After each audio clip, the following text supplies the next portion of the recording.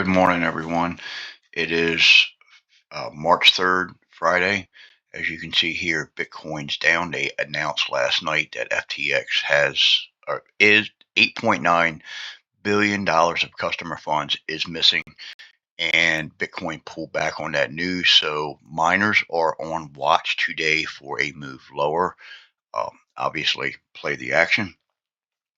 So we have PMI composite at 945, ISM at 10, Baker Hughes at 1. PMI and ISM are on the radar. We have Logan, Fed speakers, Logan at 11, Bostic again at 1145. He is the market moving man right now. Bowman at 3 o'clock, Barkin at 4:15. So many traders hate these Fed speakers, but if you understand and monitor their speeches, there's a lot of money to be made. They move the market. It is all opportunities. It's all depend on how you look at it and how you play it.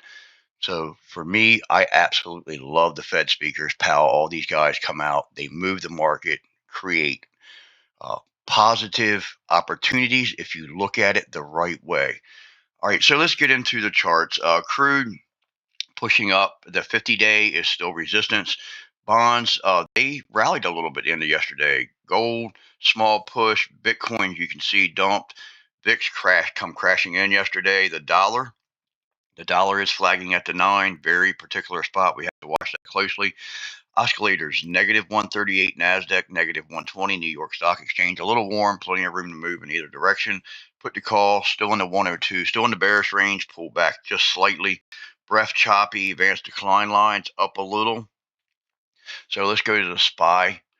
Right now, so far, looks like we're going to be opening above the daily 9. We have a long time to go before 9:30, but right now, we know that daily 9 is coming right in here in this level. So hopefully we can open up above it and maybe get a push today. We will see. Either way, play the action. So you can see I'm going to go ahead and turn the indicators off. I'm going to go out to the hour time frame. You can see right here that the 398.58 is the first level of interest. If we push today, 400, 345, 4505. If we pull back today, we're going to watch that line that we've been watching.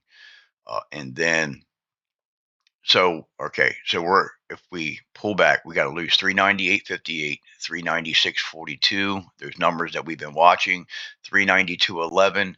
And if we do pull back hard enough, 389.58. So let's go to AI. All right, this report, they still lost money, but it was much better than expected.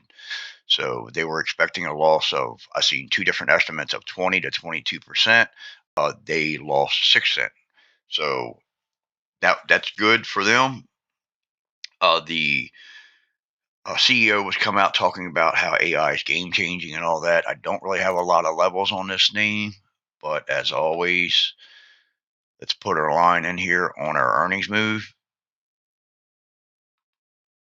25.43, we break that. We're looking for a move up. If we pull, I want to watch this level right here, the 23.34-ish area for support. Yesterday's high, and then 21.48. Costs weren't great, honestly. A lot of the retail names haven't been great. Cost always seems to move down after the earnings. So we have support here at 406.93. If it decides to push, 474.95 will be bullish above that. Watch yesterday's low, 485.61, then yesterday's high. One thing I did see in the report that the customers are starting to buy more of Kirkland brand. I'm guessing that is an in-house brand that they have, just trying to save money. I do want to put this out there. It is tax time right now, so people will be spending and wasting a lot of money getting back their tax money. So we can see a small injection of cash coming into this economy. Don't know how much it's going to affect anything, but I do want to throw that out there.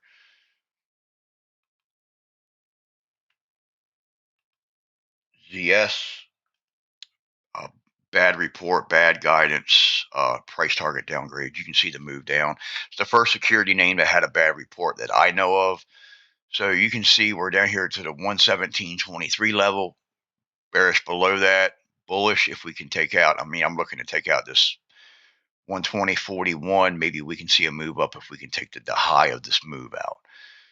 We can keep an eye on that name. That's not a highly watched name for us. Avgo also reported. So this could, it was a good report. They got price target increases. This could help the semi sector a little bit. I don't have levels on that name. Mrvl also reported. Always watch your previous day's highs and lows. That's where we start. So down here on this move down on Mrvl, we're going to throw a line in here. We may get some action on this one today. We'll see. So 41.70 looks like 41.71. Below that, we can look for a bearish move.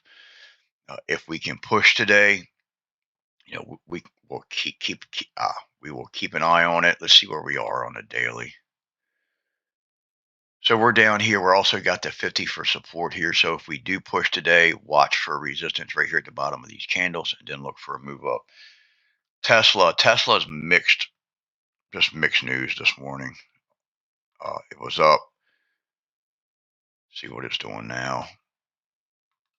So it's still up pretty decently here, starting to pull back. Looks like we're struggling at the 194 level. Let's get these moving averages off.